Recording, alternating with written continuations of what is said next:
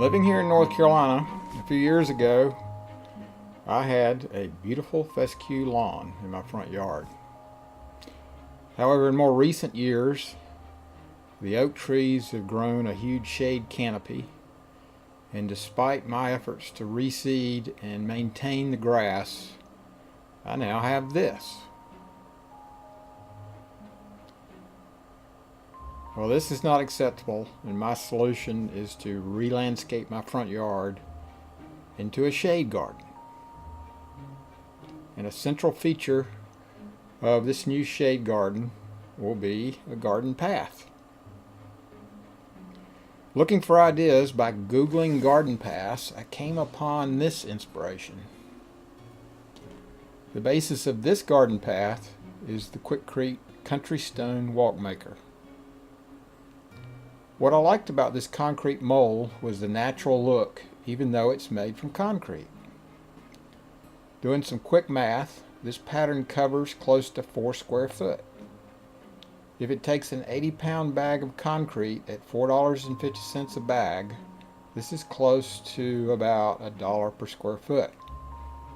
The cheapest thing I could find, ready-made, was a square concrete paver at close to $2 a square foot after you add taxes, and it's not pleasing to look at least not for me. Anything more pleasing in ready-made would be 4 to 10 times more expensive. The first pathway I built with this mold was about 65 feet long. I spaced the stepping stones about 6 inches apart, resulting in using this mold for 30 stepping stones. I started out using a single mold and laid down 2 of these stones. This took roughly about 1.5 bags of 80-pound Quickrete concrete mix. Including mixing the concrete, this took me about 55 minutes. This was disappointing given I expected it to be faster from looking at the online videos. So I moved on, trying to improve my production rate. I bought another mold so that I could lay a stepping stone down, and while the concrete was setting under that mold, I could go ahead and lay a second mold down, hopefully making it a little bit faster given I didn't need to wait for the concrete to set. All in all, I used this technique to do my first 65-foot garden path, and it probably averaged me about 45 minutes a stepping stone. I never could find anything clear on how much water to use to get the kind of mixture consistency that you need. You need a mixture that's fairly stiff so that you can lay the concrete in the mold and pick the mold up and move to the next stepping stone. Through trial and error, I determined it's about 3 quarts, maybe 4 quarts per 80-pound bag. Here I'm manually mixing, and I think I probably spent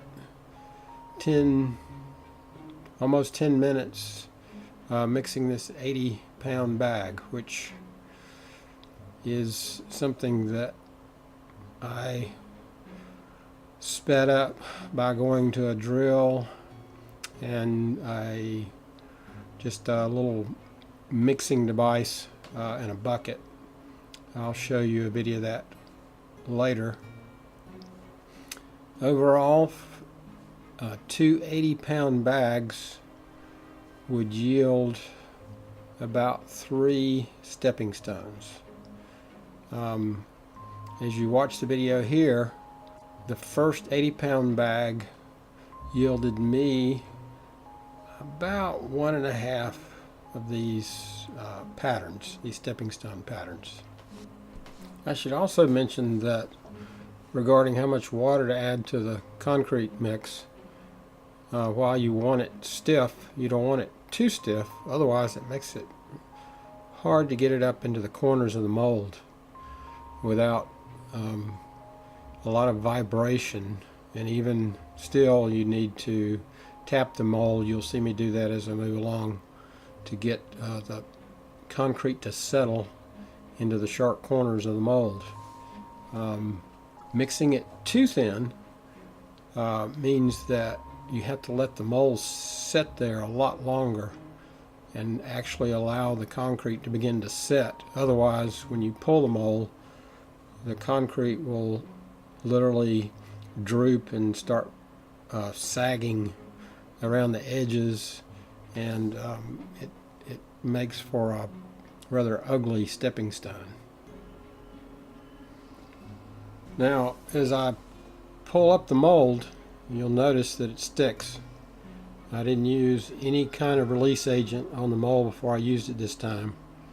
But you saw it pulled up that small corner and actually a piece of one of the larger pieces that I had to take the trowel and go back and fix. Later on I started using a vegetable oil, just a cheap vegetable oil, and I spray it on the mold. And that helped a lot with releasing the cement from the mold when I picked it up like that. Also, it helps to gently vibrate the mold and knock it with a trowel as you're pulling it up, and that helped a lot. There reminds me one thing I did forget to mention. There's a rubber concrete float, call them rubber floats, that are used often for concrete grout, but I'm using it just to smooth off the top of the concrete on the mold, and that was very useful. And there we have how much I was able to do with a 80-pound bag of Quickrete concrete mix. Also a reminder, the concrete mix is a mix of cement and gravel and sand. There's a mortar mix which doesn't have the gravel in it. A lot of people use that. That's certainly more expensive. I'm not convinced that it's any stronger.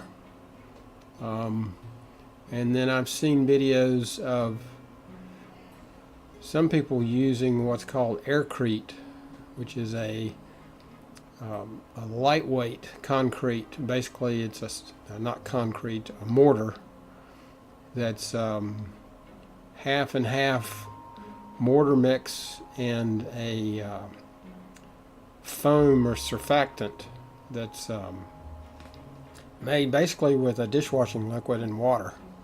And a foam is created by blowing high pressure air through the detergent water mix, and that foam is very stiff and holds up, and you can mix it with the cement and it makes for a very lightweight.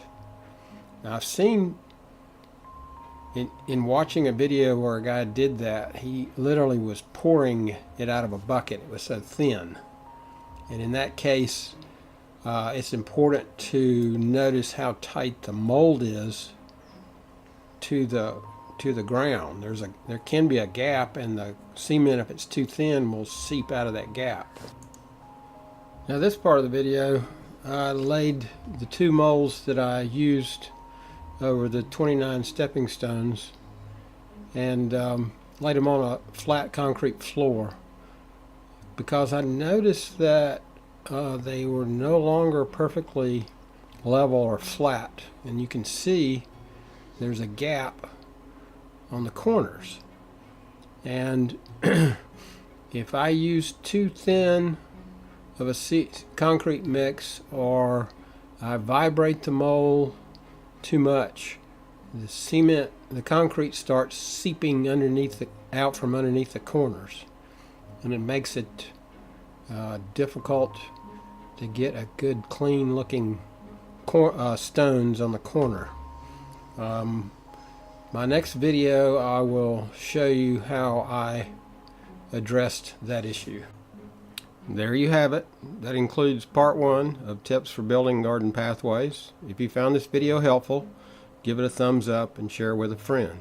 Be sure to watch part 2, where I share what I learned to speed up building these concrete stone pathways.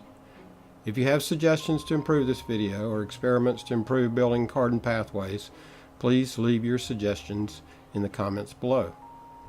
Always be curious, and thanks for tinkering with me today.